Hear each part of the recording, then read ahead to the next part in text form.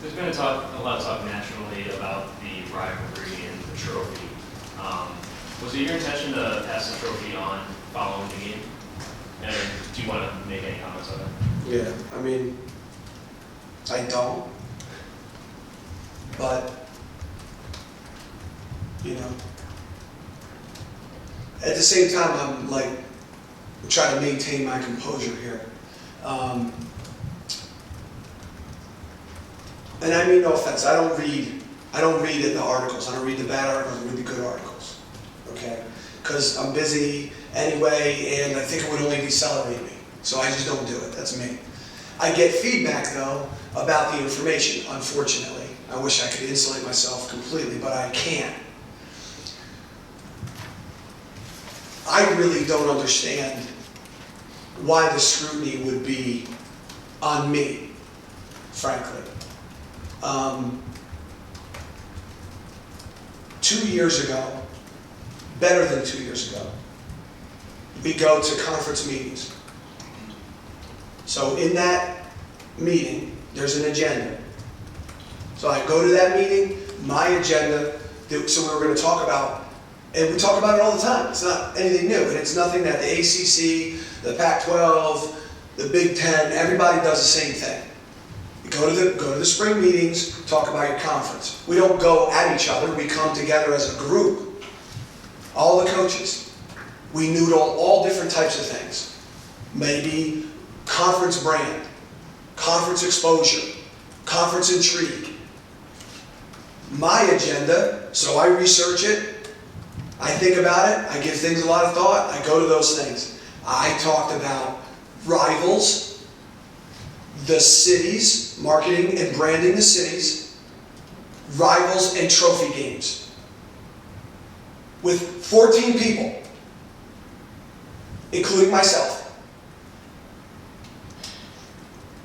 From there, I went and talked to exactly who I needed to talk to. Exactly who I needed to talk to. Here and there. About what my intention was. To add some intrigue, to add some excitement, to add some excitement to a game that otherwise would have no intrigue or excitement. Why would two teams that don't play each other, two teams that have nothing in common, two teams that have nothing to do with each other, there's no history. UConn, South Florida, there's history there. Same conference. UConn, Cincinnati, there's history there. Same conference. UConn, Temple, geographically located. So that leaves two teams, East Carolina and Central Florida. Central Florida was the cream of the crop. Easy for me to say, hey, would you be interested in a trophy game? To add some intrigue, to add some interest, to add some true, fair, wonderful, intercollegiate, awesome energy. Yes. Now, if the yes was, hey, let's do lunch on Tuesday, I don't operate that way. If I tell you we're going to do lunch on Tuesday, I'm going to call you on Tuesday, and I'm going to expect you to be there. Now, I can understand why their university, now, the staff, none of them were there. I got that. I got that. None of them were there. That's true. But I don't know how many articles you've written on the topic. How many articles have you written? How much copy of paper have you gotten? And I don't mean that in a negative way. I mean it in a good way. How many articles has your publication written on this one topic? How about nationally? How many conversations nationally have been on this one topic, talking about two teams that would have no relevance otherwise, and an energy for the conference and conference conversation about intrigue? Nationally. In fact, I'd be interested. Has this gotten more copy and conversation than the championship game a year ago? That the American Conference is every bit as good as all these other leagues. What's your idea? So, yeah, clearly. They didn't go get it. Very disappointing to me.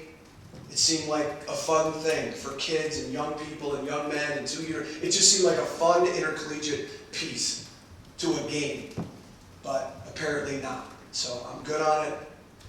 It's It's gone. I got other ideas too. So, they send me my agenda. They want to talk about networks. I got all kinds of ideas on networks. Right? Let's target 6-year-olds to 16-year-olds. How about that? Eventually, they're going to be 18 to 35. Let's broadcast our games on Nickelodeon. Who owns that? Viacom? I mean, come up. Let's create some real intrigue. Let's create some real followership, and that's all I was trying to do. That's all I was trying, with love and respect, and energy and thoughtfulness. I didn't make this. I didn't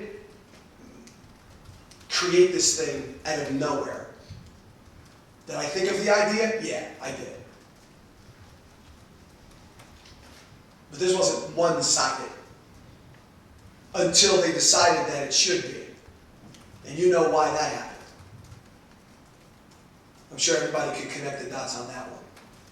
Just to double back on the, I don't want to belabor this trophy point, but It's fine, go ahead, Jim. You brought up some things that honestly I hadn't heard before. And you know, I don't think anybody's going to criticize you for trying to put more fantasy seats in this conference, get more money for television. That's to be applauded. But the way my ears are hearing it there, that you thought you had some cooperation in this, and then it didn't work out that way. And I think I would include myself, and certainly people nationally would kind of led to believe we kind of acted unilaterally, or on this. Yeah, that didn't happen. It didn't have to. I could just afford us a little more facts on that. For once and for all, and I don't want to go tit for tat on it, because I think it's pointless. I think the main question is, did it work? Did it work? And unequivocally, you couldn't possibly look at all the facts based on all the copy and conversation and say it didn't.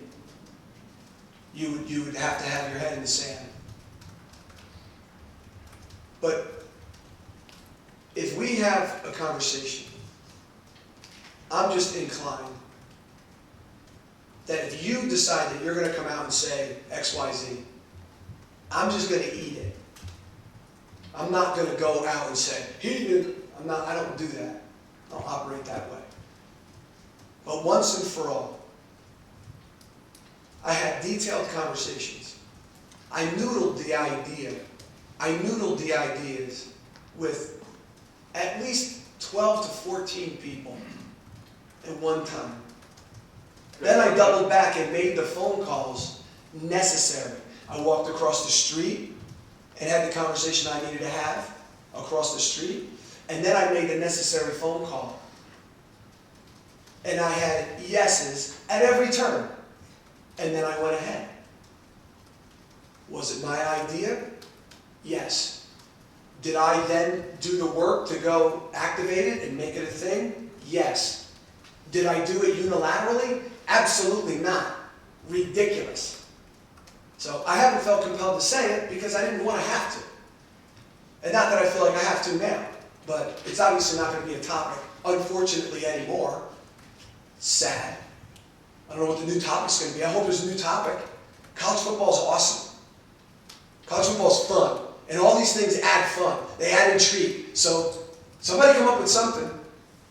I might be a little jaded. I might not want to come up with anything anymore.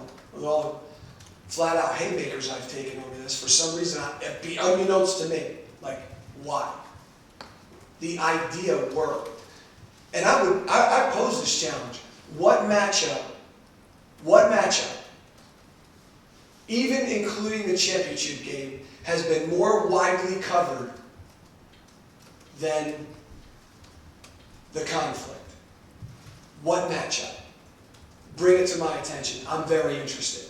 So an obscure game that would have been meaningless otherwise, that had no energy at all, for two teams that really never played each other, became a national conversation. That's a bad thing. It definitely filled some papers. Just imagine what you might do at the Boston College. Excuse me. And that's the thing, you know, Jeff. I think that's a great conversation because there's easy rivals to connect.